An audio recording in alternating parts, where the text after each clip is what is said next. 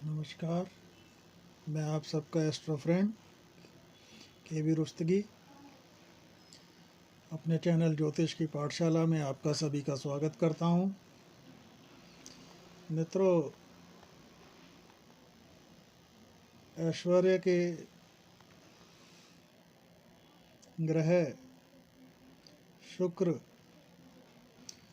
5 दिसंबर को, अभी तो वक्री स्थिति में थे, 5 दिसंबर को वो अस्त होने की स्थिति में है, अस्त हो जाएंगे। और इस समय शुक्र जो है सूर्य के साथ धनु राशि में गोचर कर रहे हैं। तो अस्त होने की स्थिति में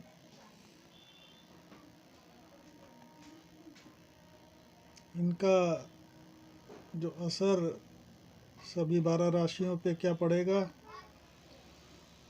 उसका हम चर्चा वृत्तांत आपके सामने लेकर पेश हुए हैं। शुक्र जो हैं ऐश्वर्य के, धन के, लक्ष्मी के, दाम्पत्य के, भोग विलास के, विलासिता के ग्रह हैं। और जैसा कि आपको विदित है कि नव वर्ष के आरंभ में ही हम काल सर्पदोष के निर्माण में विभिन्न दुर्घटनाएं देख चुके हैं। वैष्णो देवी की दुर्घटना, दुखद दुर्घटना,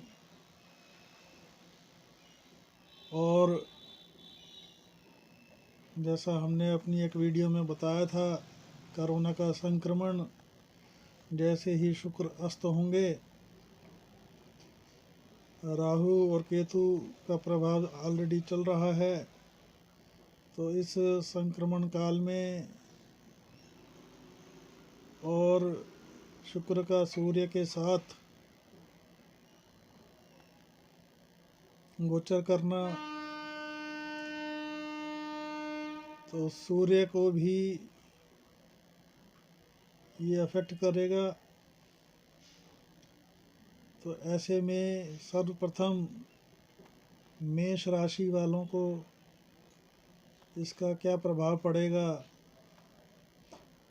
क्योंकि मेष राशि वालों के लिए शुक्र दूसरे और 7वें स्थान के स्वामी हैं। तो ऐसे में उनको धन से संबंधी जो आता हुआ धन है उसमें कुछ अड़चनें आएंगी, उसका रुक जाना जैसी स्थितियां हैं। थोड़ा सा वाणी विकार भी हो सकता है, वाणी से संबंधित कुछ ऐसी बातें कर सकते हैं जिससे उनको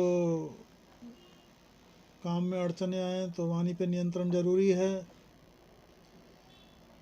इसके अलावा परिवार में भी कुछ इस तरह का कुछ वाद विवाद की स्थितियां उत्पन्न हो सकती हैं।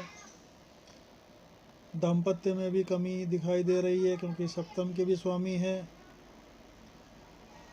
पत्नी या पति के स्वास्थ्य में भी कुछ दिक्कतें हो सकती हैं। और क्योंकि सूर्य जो हैं मेष वालों के पंचम भाव के स्वामी हैं, तो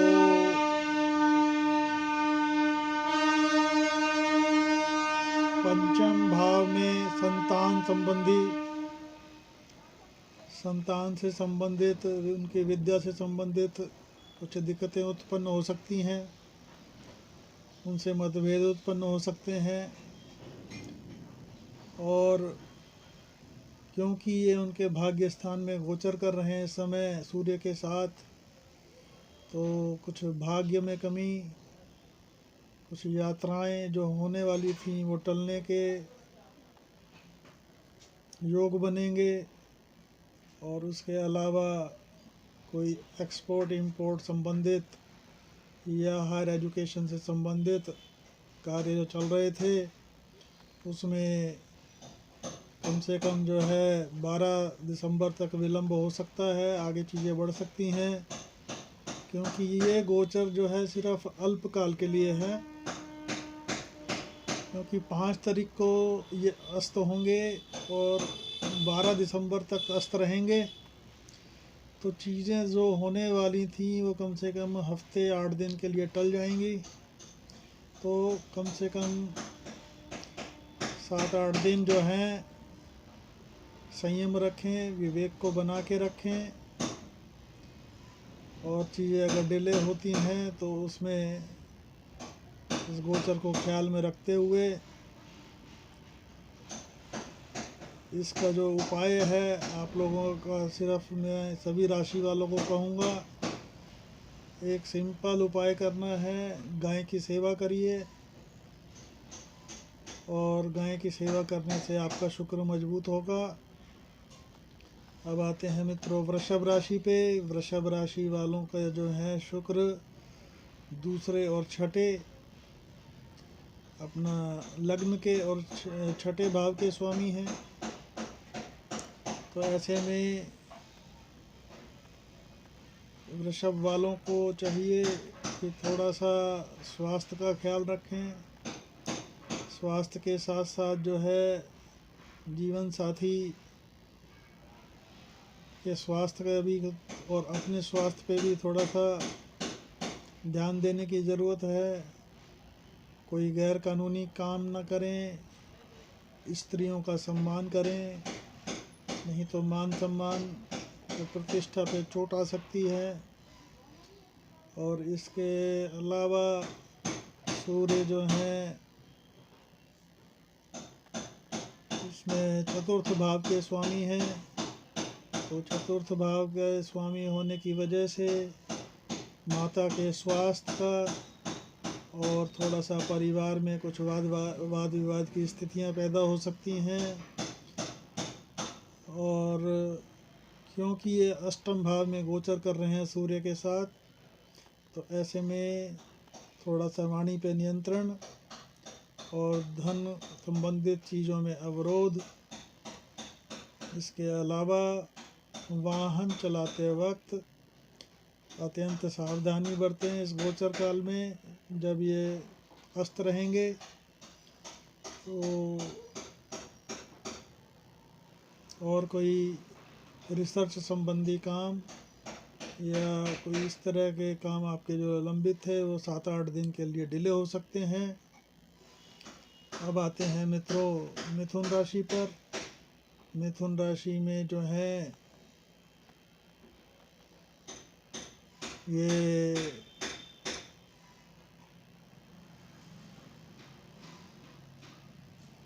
पंचम और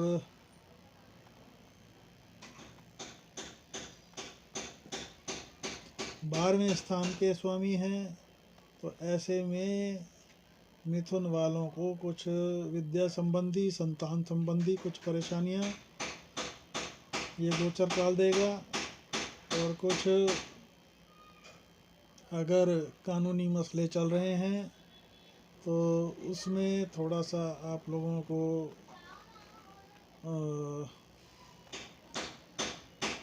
हफ्ता 10 दिन की कुछ देरी हो सकती है। खर्चे जो हैं उन पर तो थोड़ा सा रोक लगेगी इस समय में। और सूर्य जो है तृतीय भाव के स्वामी हैं, तो इसमें तृतीय भाव के स्वामी होने की वजह से पराक्रम में थोड़ा सा आलसीपना छाया रहेगा। और आलस्य की वजह से, ये तो आंतरिक दुश्मन है, सभी को पता है, जब आलस्य आदमी करता है तो नुकसान ही होता है। तो ये 7-8 दिन ऐसे थोड़ा सा आलसपन रहेगा, तो इसको क्या कहते हैं अवॉइड करने की कोशिश करें। वैसे तो कोरोना काल चल रहा है, तो कोरोना काल में थोड़ा सा कोई बहुत अति आवश्यक कार्य है तभी घर से बाहर निकलें, अन्यथा घर से ही निपटाने की कोशिश करें। क्योंकि इस संक्रमण में भी कोरोना अपनी पीक पे होगा। और क्योंकि सप्तम भाव में गोचर कर रहे हैं, तो सप्तम भाव में गोचर शुक्र का अस्त होना और सूर्य का भी वहाँ होना, तो दाम्पत्य में तनाव, दाम्पत्य में नीरसता। तो ऐसे में पति पत्नी को चाहिए कि इन चीज़ों से बचें और एक दूसरे का सम्मान करें। अब आते हैं मित्रों कर्क राशि पर। कर्क राशि वाले जो हैं, शुक्र जो हैं चतुर्थ और 11वें भाव के स्वामी हैं। तो चतुर्थ भाव के स्वामी होने की वजह से थोड़ा सा जो है परिवार में जो है थोड़ा सा समरसता कम रहेगी, माहौल थोड़ा सा तनावपूर्ण रहेगा, मित्रों से धोखा हो सकता है, विशेषकर विपरीत से क्या कहते हैं धोखा मिल सकता है। और उसके अलावा लाभ 11वें स्थान में गोचर कर रहे हैं, तो लाभ में कमी आएगी और लाभ आते आते रुक जाएंगे 7-8 दिन के लिए। और सूर्य जो हैं कर्क राशि वालों के लिए धन भाव के स्वामी हैं, तो ऐसे में जो है धन आगमन में जो है डिले होगा। और उसके साथ साथ वाणी पर भी थोड़ा सा नियंत्रण रखने की ज़रूरत है। और स्वास्थ्य में भी कुछ प्रॉब्लम हो सकती है, विशेषकर आँख के अंदर। और क्योंकि ये गोचर कर रहे हैं छठे भाव में, तो छठे भाव में गोचर होने की वजह से अपनी नीच राशि में गोचर कर रहे हैं, तो कुछ ऐसे समय में कुछ शत्रु सक्रिय हो सकते हैं। और थोड़ा सा वाद विवाद बहसबाजी से बचें, अन्यथा चीज़ें बिगड़ सकती हैं। अब आते हैं मित्रों सिंह राशि पर। सिंह राशि वालों के लिए ये गोचर पराक्रम में और दशम स्थान में, ये जो इसके स्वामी हैं शुक्र, पराक्रम स्थान के और दशम स्थान के पराक्रम स्थान में अस्त होने से थोड़ा सा जो है इनमें नीरसता आएगी, थोड़ा सा जो है आलसी प्रवृत्ति छाई रहेगी, थोड़ा सा भाग्य में भी कमी दर्शाएगा 7-8 दिन, भाग्य का साथ कम मिलेगा। कार्यस्थल पे भी थोड़ी अड़चनें पैदा होंगी और थोड़ा सा जो है माता पिता के साथ भी थोड़ा सा तनावगत स्थितियां रह सकती हैं। और सूर्य जो है मेष में गोचर करेंगे, ऐसे में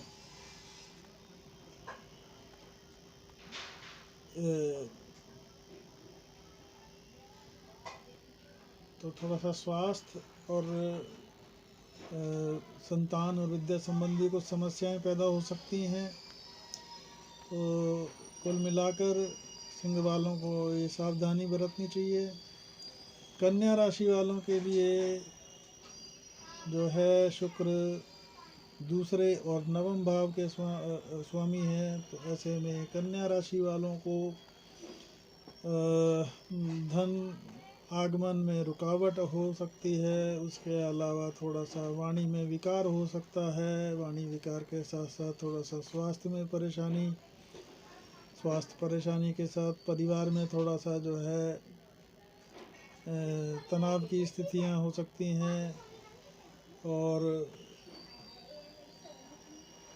इसके अलावा थोड़ा भाग्य की जो है कमी दर्शा रहा है, क्योंकि नवम भाव के स्वामी जो हैं रहेंगे नवम भाव के स्वामी रहेंगे शुक्रदेव, तो उसमें भी कमी आएगी। और सूर्य जो है 12वें में गोचर करेंगे, तो थोड़ा सा खर्च वगैरह में वृद्धि करा देंगे। और कुछ कोर्ट कचहरी के जो मसले हैं उस पर थोड़ा सा सावधानी बरतने की ज़रूरत है। और ये चतुर्थ भाव में ये गोचर होगा, तो इसलिए कह थोड़ा सा जो है चतुर्थ भाव में गोचर होने की वजह से मित्रों का साथ कम मिलेगा, धोखे मिलेंगे, कोई वादे से मुकर जाएगा, माता के स्वास्थ्य में भी थोड़ी सी कमी लाएगा ये गोचर। तो ये सब सावधानियां बरतने की ज़रूरत है। अब आते हैं मित्रों तुला राशि पर। तुला राशि में जो है लग्न में और अष्टम में गोचर के स्वामी हैं शुक्र। तो स्वास्थ्य संबंधी स्वास्थ्य के साथ साथ थोड़ा सा कोई गैर कानूनी काम ना करें, और थोड़ा सा खर्चे वर्चे और वाणी पर नियंत्रण रखें। दाम्पत्य में भी थोड़ा सा प्रॉब्लम हो सकती है, नीरसता आ सकती है अष्टम भाव के स्वामी होने की वजह से। ऐसे में चाहिए जातक को कि अपना वाणी पर नियंत्रण के साथ साथ थोड़ा सा ड्राइविंग करते वक्त विशेष ध्यान दें, वाहन चलाते वक्त। और थोड़ा सा कुछ हेल्थ के भी इश्यूज हो सकते हैं, तो थोड़ा सा हेल्थ पे भी ध्यान देने की ज़रूरत है। और वृश्चिक राशि वालों के लिए जो है ये 7वें और 12वें स्थान पर के स्वामी हैं शुक्र। तो सप्तम स्थान के स्वामी होने की वजह से दाम्पत्य में थोड़ी सी कमी रहेगी। दाम्पत्य में कमी के साथ साथ थोड़ा सा दाम्पत्य में समय देने की भी ज़रूरत है। 12वें स्थान पे गोचर कर रहे हैं शुक्र जो हैं, तो उनको चाहिए कि थोड़ा सा खर्चों पे नियंत्रण रखें, और कोर्ट कचहरी या मुकदमेबाजी के कुछ ऐसे प्रकरण हैं तो इस गोचर काल में बचना चाहिए, वाद विवाद से बचना चाहिए। और थोड़ा सा हेल्थ से भी कुछ दिक्कतें हो सकती हैं। इसके अलावा 10वें भाव में कार्यस्थल में भी काम जो है थोड़े 8-10 दिन के लिए डिले हो जाएंगे। और कोई धन आगमन होना था तो उसमें भी थोड़ा सा हफ्ते 10 दिन की देरी लग सकती है, कोई बाधाएं आ सकती हैं। और कुल मिलाकर वाणी पर नियंत्रण रख रहे हैं, गुस्सा जो है कंट्रोल में रखें। और इसके बाद जो है धनु राशि वालों के लिए जो है ये 6वें और 11वें लाभ स्थान के स्वामी हैं शुक्र। तो ऐसे में 6ठे भाव के जो स्वामी होने की वजह से थोड़ा सा शत्रु तो शांति ही रहेंगे। थोड़ा सा स्वास्थ्य पे ध्यान देने की ज़रूरत है। स्वास्थ्य खासकर जो डायबिटिक पेशेंट्स हैं उनको लापरवाही ना बरतें, खाने पीने पे ध्यान दें। और लाभ स्थान के स्वामी हैं शुक्र, तो ऐसे में थोड़ा सा लाभ में कमी, लाभ में अड़चने, और इस गोचर काल में कोई शेयर मार्केट वगैरह में इन्वेस्ट न करें। अब ये जो हैं सूर्य जो 9वें भाव के स्वामी हैं भाग्य स्थान में, तो भाग्य में कमी लाएंगे। और ये गोचर जो है उनके लग्न में होगा, तो ऐसे में जो है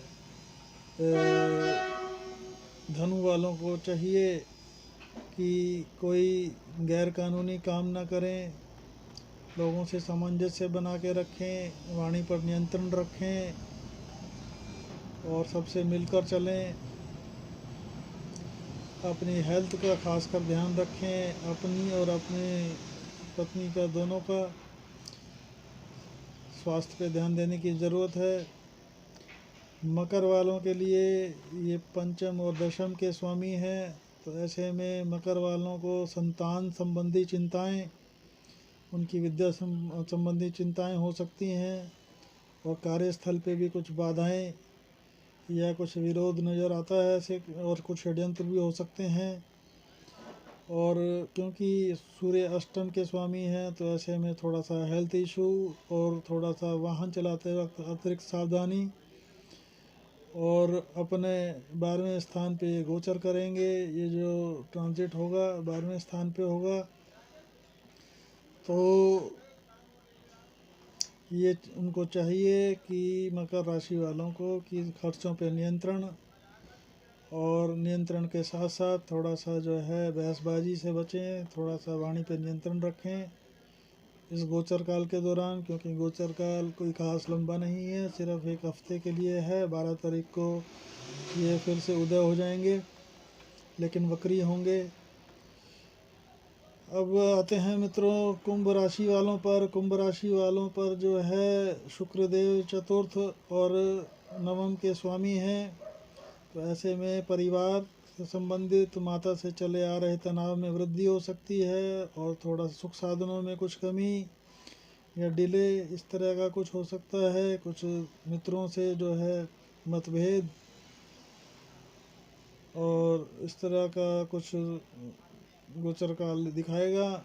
नवम भाव में थोड़ी सी भाग्य में कमी, यात्राओं का टलना, हायर एजुकेशन के वीज़ा वगैरह जो लगे हैं तो उसमें हफ्ते 10 दिन की लेट हो सकती है, क्योंकि ये सप्तम भाव के सूर्य स्वामी हैं। तो थोड़ा सा दाम्पत्य में भी तनाव रहेगा, तो उनके से दाम्पत्य में सेहत के भी इशू हो सकते हैं।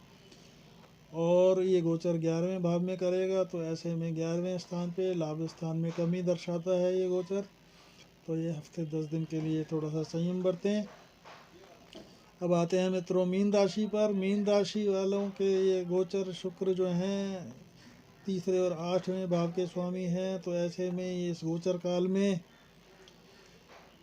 3 पराक्रम स्थान पे थोड़ा सा जो है आप लोगों को आलसीपना छाया रहेगा, तो पराक्रम निष्क्रिय ना हो, सक्रिय बने रहें। अष्टम भाव में जो है गोचर, ये थोड़ा सा सेहत के इशू, थोड़ा सा जो है वाहन चलाते वक्त सावधानी, वाणी पर नियंत्रण, ये सब चीज़ें ज़रूरी हैं। और सूर्य जो है छठे भाव के स्वामी हैं, तो ऐसे में थोड़ा सा कोई पुरानी जो बीमारियां हैं कुछ उभर के आ सकती हैं, तो उस पर सावधानी बरतें। और साथ ही साथ कोई भी क्या कहते हैं शत्रु होते हैं तो उनको अवॉइड करने की कोशिश करें, उनसे उलझे नहीं इस गोचर काल में। और क्योंकि दशम के भी स्वामी हैं, थोड़ा सी कार्यस्थल पे षड्यंत्र और कुछ परेशानियां भी नज़र आ रही हैं, तो इस गोचर काल में यहाँ ध्यान देने की ज़रूरत है। तो कुल मिलाकर मित्रों ये एक हफ्ते का जो है अस्त का जो समय है, इसका क्या रिएक्शन होगा, क्या इसका फलादेश होगा सभी राशियों के ऊपर, हमने आपसे चर्चा की। अगर आपको हमारा ये वीडियो पसंद आया हो तो इसे लाइक करें, चैनल को सब्सक्राइब करें। और अगर आपको कोई मेरे से निजी ज्योतिष परामर्श चाहिए हो तो आप मेरे से व्हाट्सएप पे अपॉइंटमेंट टाइप करके अपॉइंटमेंट ले सकते हैं। मेरा नंबर है 8178113518। कॉल्स हम नहीं ले पाएंगे।